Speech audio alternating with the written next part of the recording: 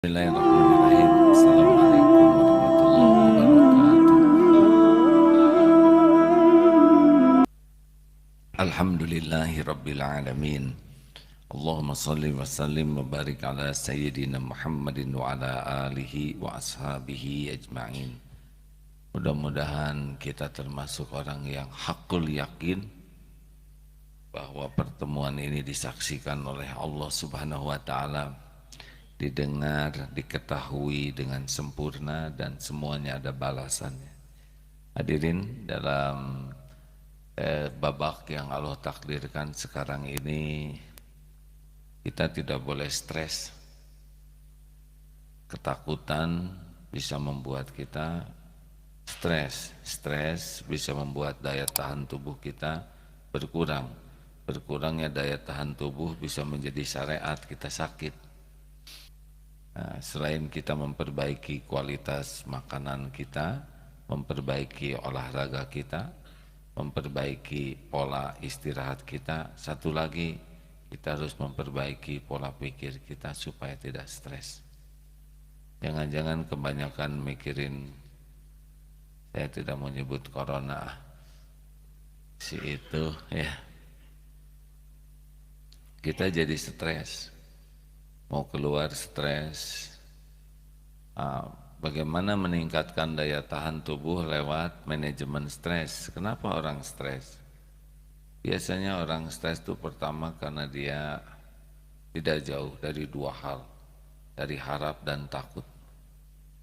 Makin banyak berharap, banyak keinginan, biasanya makin stres, takut keinginannya tidak terkabul. Maka ada baiknya di bulan situasi begini tuh minimalisir keinginan-keinginan yang bisa menekan perasaan kita.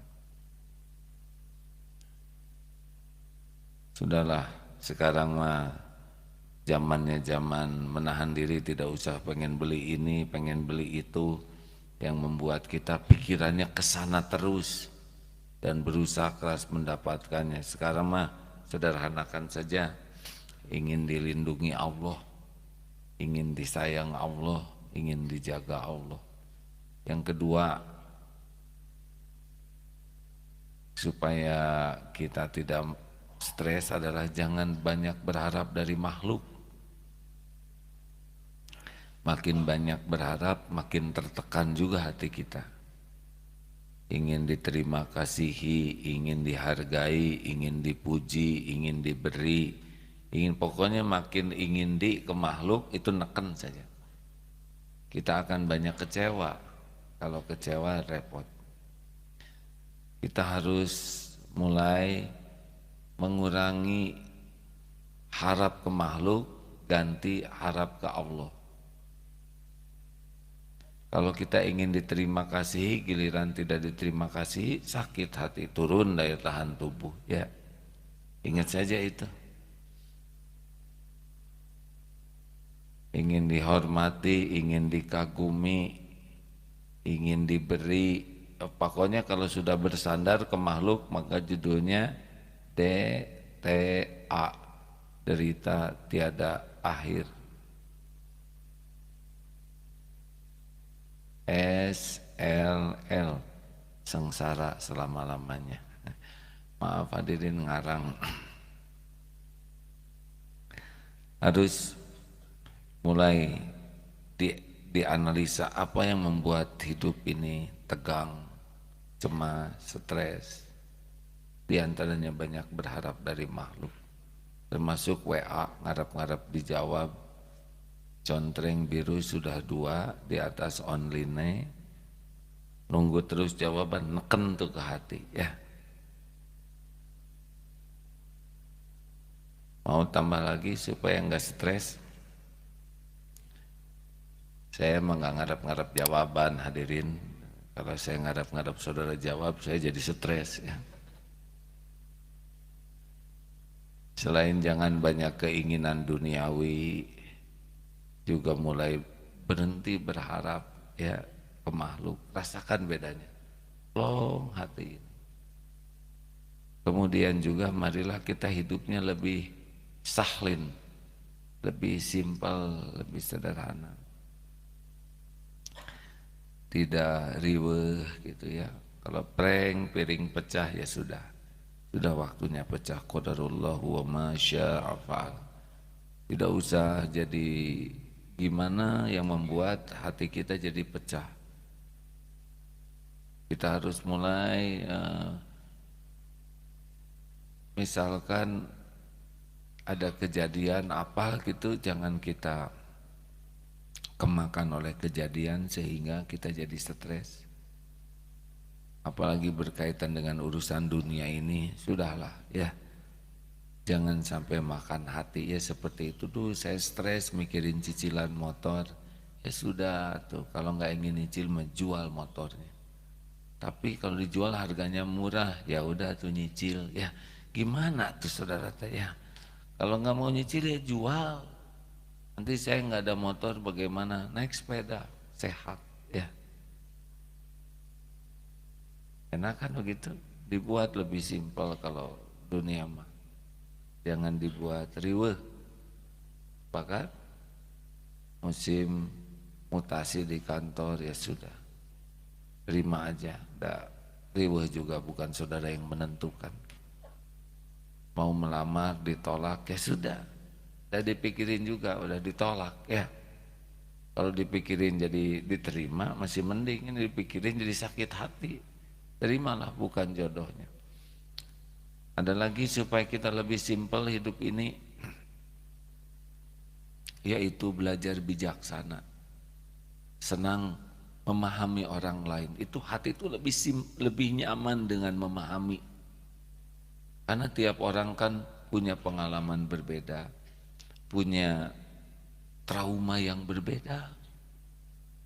Jadi kita jangan menilai seseorang seperti sudut pandang kita aja.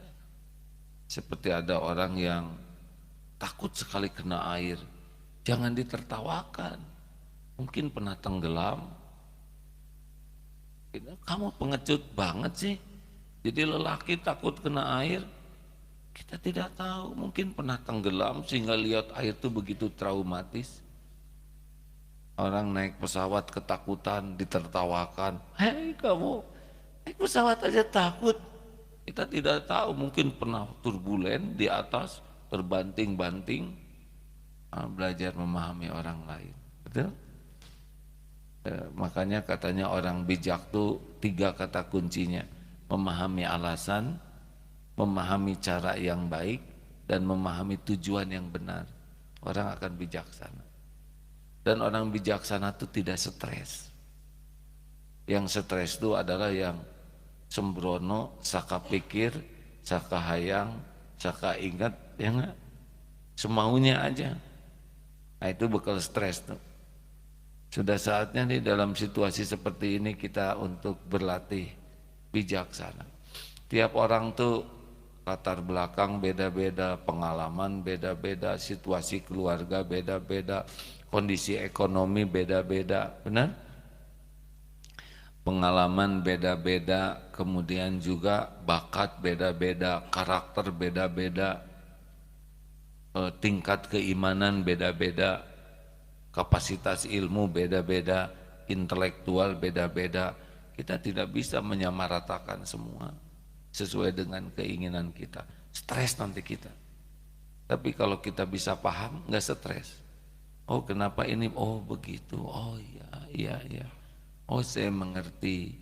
Dia pernah mengalami hal ini. Oh iya. Terus beda. Masih ingat cerita yang di kereta api? Ini kalau nggak salah di Stephen Covey itu, yang ada anak nangis terus. Saya mohon maaf ini saya tidak tahu ceritanya dari mana, tapi baik untuk dipahami. Kemudian pada tuh anaknya suruh diem dong. Pada jengkel, Pak tolong dong, itu anaknya bising nih, ini kereta bisnis, kita nggak bisa istirahat. Marah, iya.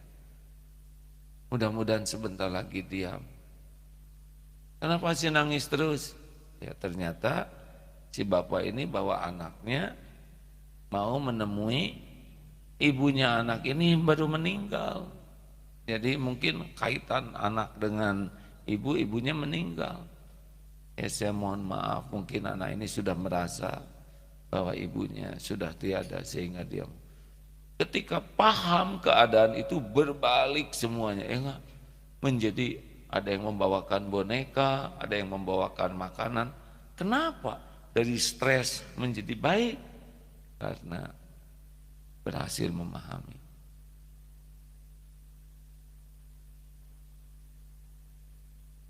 Paham? Alhamdulillah. Demikianlah hadirin sekalian. Aduh, kenapa saya jadi ada ininya? Saudara harus paham ya.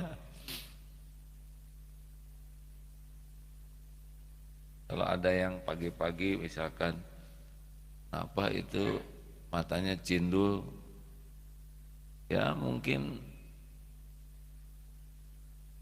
habis nangis ya.